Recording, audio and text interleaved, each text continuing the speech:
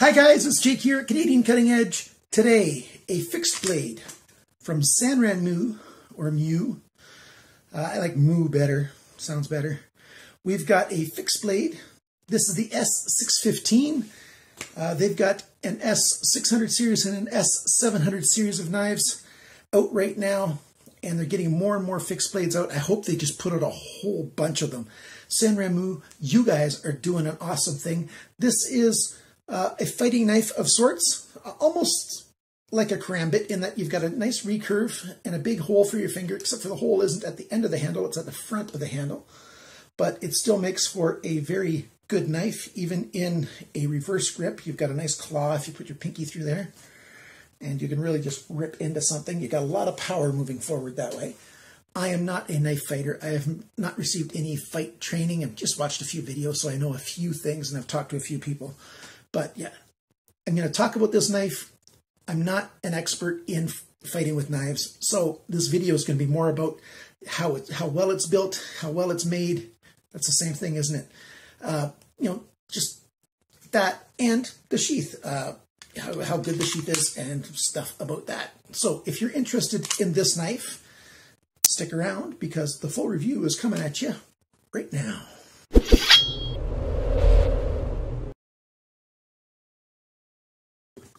So the S615, I think, is a good knife. I mean, it's got a good look to it. It's got a good feel to it. It's very light, which in some fighting knives, that's exactly what you want, or so I'm told. And you've got a decent option for carrying it as well. Is it the best option for carrying it? Of course not. It's not a discreet option. For a lot of fighting knives, you want it to be totally concealed and discreet. This knife is not so much that, partly because of the sheath. There's one thing about this sheath that you can notice right off the bat. Check that out. You've got the sheath right here, and then there's this big space before you get to the belt loop. So when you've got it on your pants, let's turn this so it's sort of up and down. This way, your belt's going this angle right through here. You can see that big space right there. What you would like is if this edge right here and that edge right there, those two edges, were touching one another. We're totally close. I've taken this and I've made these spacers small until they fit right together. And what you have to do then is take these screws and you have to shorten them as well. So you have to file them down or cut them off or whatever tools you have, you can do it. If you've got a sharpening system, you've got something you can use. You can just use a hacksaw and cut them down, hold them in some kind of grip of some sort, or, just take it and you file it down until it's short, because it is steel. It's softer than a blade, so you should be able to get that down very well. That way, once you've got these two things touching each other, you're saving yourself about 1/4 of an inch and having it that much closer to your body, and so it will print that much less. So that's one of the cons about the sheath. What are the pluses about this sheath? Well, this ABS plastic, it's economical, but totally functional. It's got a strong click. It holds it very well. It's not noisy. It's not going to announce that you're there. It's built well. You do have a tiny little hole there so that if you were to wear it and end up getting in some rain and some water gets in there, it'll drain away. So that's a good thing. And you've got 9 different positions for angles that you can put it on, whatever type of belt you put it onto. I should make a demonstration for you.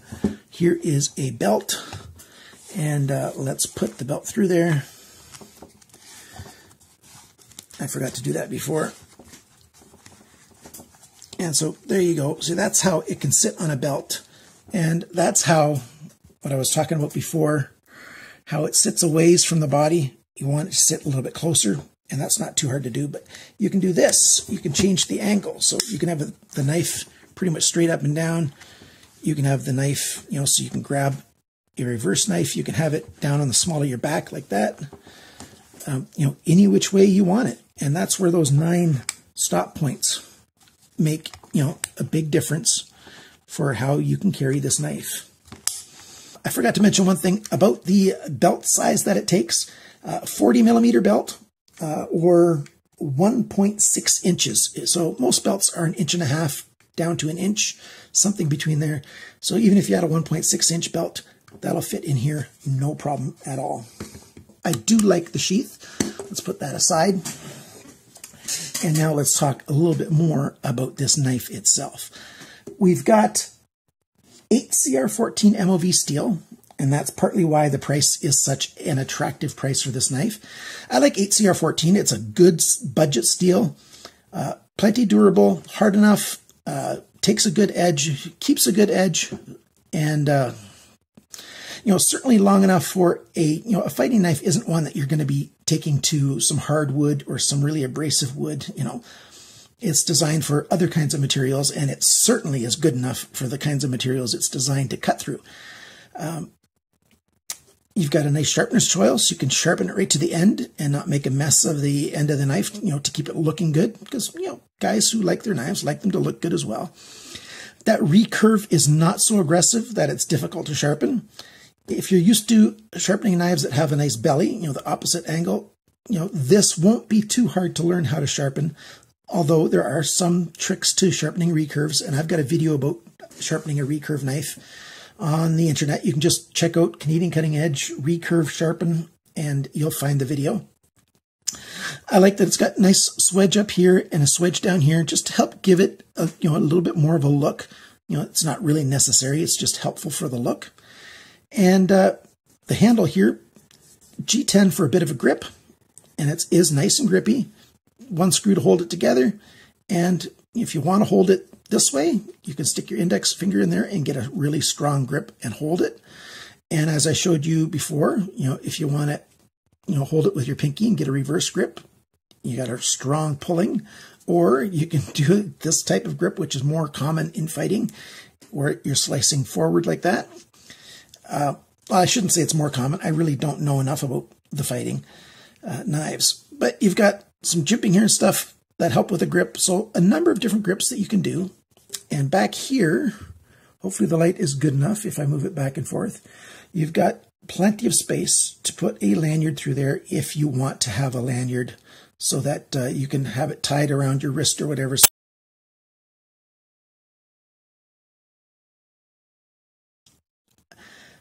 What do we got? We've got this hawk bill that helps the recurve, very, pointy point to stab into things. It really can be effective that way. Let's see how sharp this knife is. Is it sharp against something like paper? Well, this is the factory edge on here. And I've used this knife for, testing to see how well it cuts. And I still have just the factory edge on it, and it cuts quite well. Anywhere you want to slice from, near the tip or back here, it's a good sharp knife. Let's try it on something a little more durable. Got some paracord here. So let's double that up. Just zips right through paracord, no problem at all. And well, let's try something even more durable than that. Something that knife is never designed for. Internet cable, or Ethernet cable, as it's more properly called. And so let's take a good hold of a piece of this and see how well this cuts. So it cuts through that pretty easy. Not a problem at all. And what we have in here is, 8